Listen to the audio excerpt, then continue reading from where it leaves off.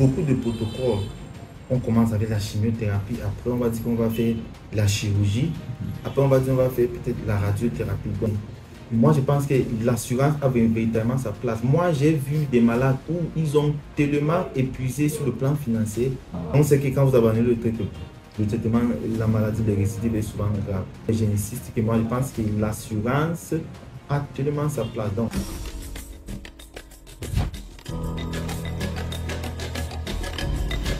Audio Jungle.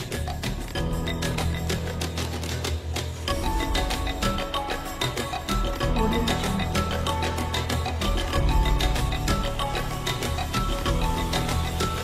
Audio Jungle. Bonsoir, docteur Ralph. Une présentation brève du docteur que vous êtes. bon, je suis le docteur Obase Raf, je suis médecin gynécologue. Je travaille au ministère de la Santé publique et actuellement je pratique à la clinique Beta Health qui est présentement à Kosovo, centre médical Beta Health avec les partenariats qu'ils ont à l'Allemagne. Bon, je suis dans ce domaine, ça fait depuis un an que j'ai quitté en tant que gynécologue. Et en des termes trop simples, c'est que la gynécologie. D'accord, merci. Et la gynécologie, d'abord, c'est une branche de la médecine. La médecine est tellement vaste. Il y a plusieurs branches et plusieurs spécialités. Maintenant, la gynécologie, c'est une branche de la médecine qui concerne uniquement la santé de l'appareil génital d'une femme. Donc, on parle de l'appareil génital, on parle de la vulve, le vagin, l'utérus, les trompes et les ovaires. Maintenant, il y a aussi le sein qui est impliqué dans la partie de gynécologie. Et maintenant, le médecin qui est spécialisé dans ce domaine, on l'appelle un gynécologue. Il est généralement répandu que le gynécologue ne s'occupe que des femmes. Est-ce que la gynécologie intervient aussi pour les individus de sexe mâle, hommes? Ça, c'est une très bonne question pour répondre. D'abord, je vais prendre certains exemples. C'est vrai que la gynécologie, c'est un domaine, comme j'ai dit, ça implique uniquement et principalement la femme. Mais les hommes peuvent être impliqués. La gynécologie peut prendre en charge d'un homme dans certaines situations. Je prends un exemple. Dans les cas de maladies sexuellement transmissibles, on sait que ce sont les maladies qui arrivent par rapport sexuel. Et comme la femme ne peut pas être en rapport sexuel, donc on la traite et il est question qu'on peut aussi impliquer le conjoint dans le traitement pour prévenir ou bien pour avoir une amélioration de la maladie. Donc dans ce cas, les hommes sont impliqués. On parle également dans les situations d'infertilité. Oui, infertilité, ça c'est dit, la difficulté de concevoir. Et la cause peut être d'origine masculine, la cause peut être d'origine féminine, comme la cause peut être également mixte de deux origines. Donc, vous allez voir que dans ce domaine, le gynécologue ne va pas prendre en charge uniquement la femme parce que sur le plan de détecter l'origine de l'infertilité, l'homme aussi est impliqué. Mais dans ces situations, les gynécologues travaillent souvent en collaboration avec une autre spécialiste qu'on appelle l'urologue. Ça dépend de cause d'infertilité. Si l'implication c'est au niveau de l'homme, le gynécologue implique l'urologue. Mais il y a certaines pathologies aussi qui concernent les hommes que les gynécologues peuvent également prendre en charge. Vous faites bien d'employer le terme pathologie. Et c'est justement l'objet de la question suivante. Quels sont les types de pathologies ou maladies que vous rencontrez dans votre quotidien? Maintenant, vous voyez la spécialité, on appelle ça gynécologie et obstétrique. Donc, c'est deux domaines qui sont impliqués dans une spécialité. Je commence d'abord pour les pathologies gynécologiques. Oui, c'est que nous, on rencontre souvent. Bon, les cancers, d'abord, je vais commencer avec les cancers. Oui, les cancers, on parle des cancers du col. C'est le cancer le plus fréquent ici au Cameroun, environ 58%. Et il y a également le cancer du sein, qui est dans les 28%, si on parle de la base de l'épidémiologie. Mais sur le plan de morbidité et mortalité, c'est le cancer du sein qui est la cause de décès par cancer ici au Cameroun. Maintenant, il y a d'autres cancers gynécologiques qu'on rencontre, mais qui sont rares: cancer de la vulve, cancer de l'endomètre, cancer de l'ovaire. Des maladies sexuellement transmissibles qui impliquent souvent les populations jeunes. Oui, il y a également le problème d'infertilité qui est un problème très particulier qui est en train de se mener dans la population générale. Maintenant, ça, c'est certaines pathologies qu'on rencontre en gynécologie. Maintenant, en obstétrique aussi, ici au Cameroun, la cause de mortalité maternelle première, c'est l'hémorragie de postpartum.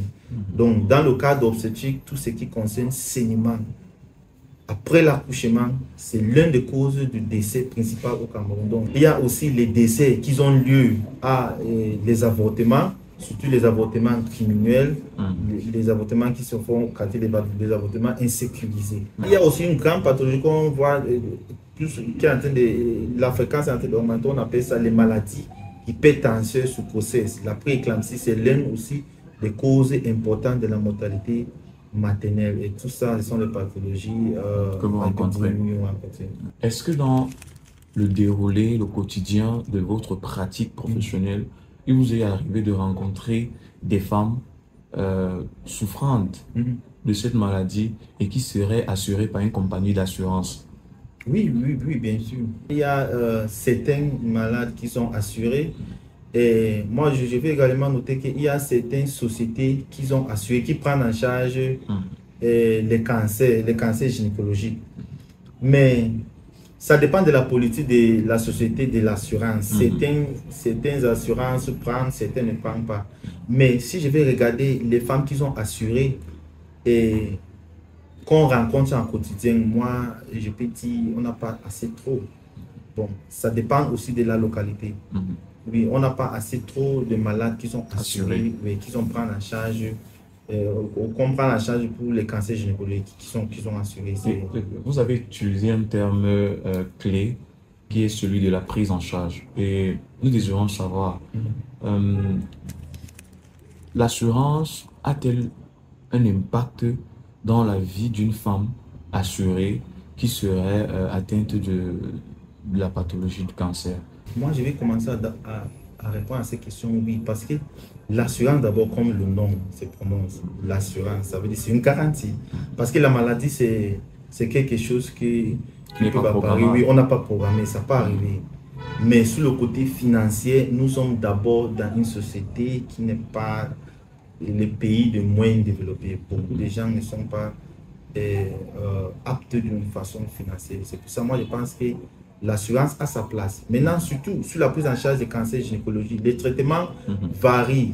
Pour certains, on peut faire la chirurgie, on peut faire la chimiothérapie, on peut faire les radiothérapies, oui, on peut faire même les hormonothérapies pour les certains cancers. Et toutes ces modalités de traitement, ça coûte cher. Moi, je pense que c'est en fait c'est là où l'assurance a sa place. Parce que moins, comme j'ai dit, plus la maladie est détectée et plus le traitement est armé, plus aussi le résultat est bon. Dans la conscience générale, c'est j'ai ma maladie, je me bats à la soigner. Mais dans ce cas précis, pensez-vous véritablement que l'assurance serait un repos, un lit qui permettrait de porter plus aisément et d'accompagner ces souffrances? Oui, tout à fait. C'est ça, c'est en fait, c'est ce que moi j'ai dit. Oui, parce que la prise en charge, c'est en fonction du stade de la maladie. Mais beaucoup de protocoles. On commence avec la chimiothérapie, après on va dire qu'on va faire la chirurgie, après on va dire qu'on va faire peut-être la radiothérapie, donc, et après on va dire qu'on va faire la surveillance à long terme. Donc quand vous allez voir une malade, il y a d'abord plusieurs spécialistes qui sont impliqués. Le gynécologue est là, l'oncologue est là, le psychologue est là et tout ça. Et moi, je pense que l'assurance a véritablement sa place. Moi, j'ai vu des malades où ils ont tellement épuisé sur le plan financier. Il y en a certains qui ont abandonné le traitement parce qu'ils n'ont pas encore financièrement apte pour continuer. Et on sait que quand vous abandonnez le traitement, la maladie de récidive est souvent grave.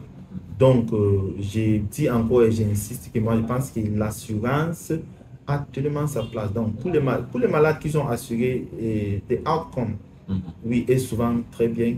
Mais pour d'autres qui n'ont pas assuré, quand la maladie est avancée, c'est souvent très difficile.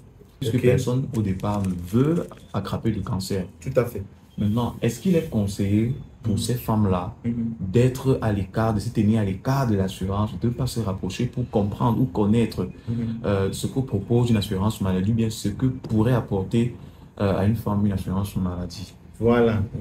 Et vous me ramenez encore dans le sujet de... Parce que nous sommes en octobre rose, moi je peux dire. Et si je vais commencer d'abord, que nous sommes en octobre rose et on fait souvent l'éducation pour l'importance du dépistage précoce. Oui, et moi je pense que aussi c'est très important parce que l'assurance couvre le dépistage précoce. Pensez-vous que la jeune femme africaine, ou plus particulièrement camerounaise, prend au sérieux les vastes campagnes de l'assurance maladie, puisque nous constatons que ce produit peut très bien les aider ou les accompagner pour ce cas de pathologie? Est-ce qu'elle considère sérieusement cette option-là de l'assurance maladie? L'assurance maladie. Selon vos observations. Moi, je vais d'abord dire non. Je vais d'abord dire non. Oui. Oui, parce que dans notre population, d'abord, le débat pour amener la population de comprendre l'importance de l'assurance maladie, c'est vraiment un débat dans notre population d'abord.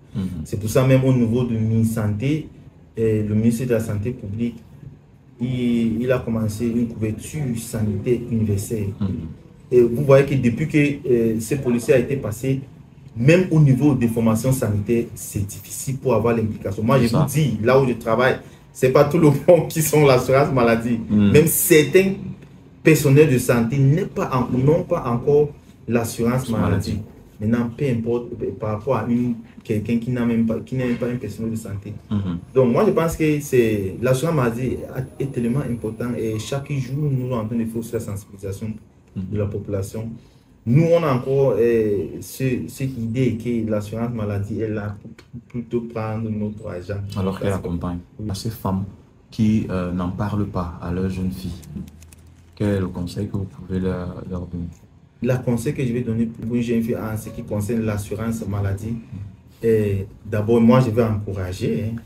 Oui, je commence d'abord à encourager la population d'être assurée.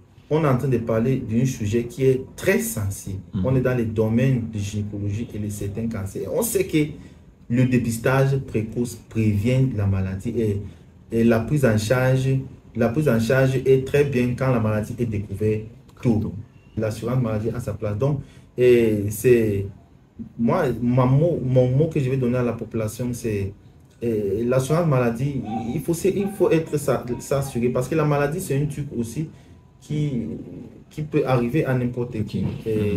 C'est pas qu'on a gardé la maladie quelque part, on pense que ça peut arriver à n'importe qui. Ça, c'est le mot que moi je vais donner à la population. Merci, Dr Ralph. C'était un plaisir de vous avoir et surtout d'avoir passé cet entretien avec vous. Merci. D'accord, merci.